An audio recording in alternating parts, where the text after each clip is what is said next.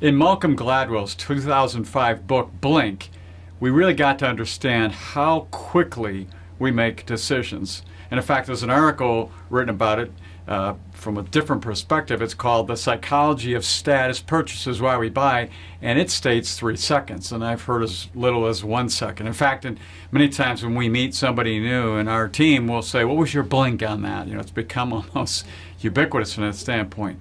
Because we do decide things very, very quickly. And why? This is good and bad. I mean, it's good because we need to decide things quickly on the plains where tigers and so forth were chasing us and running us down. But it's not good when it comes to our money. Why? Well, basically 3 things can happen, especially if you're seeking status. You can spend more money than you really want to. You can go into debt deeper than you want to.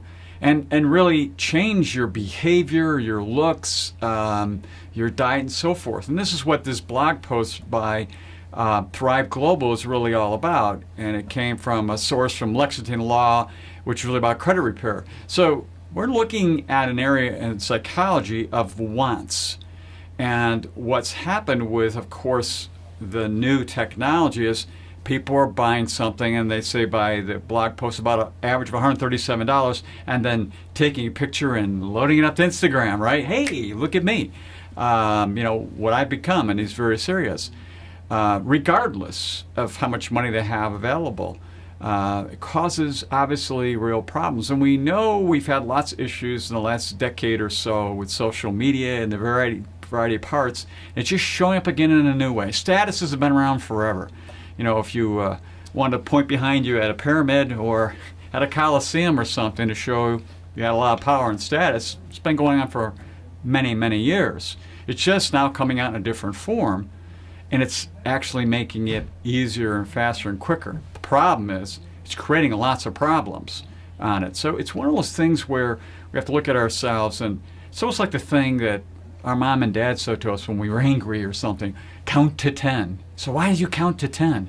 Well, you count to 10 because it forces your brain to get out of that emotional area that really wants to satisfy these driving emotional wants.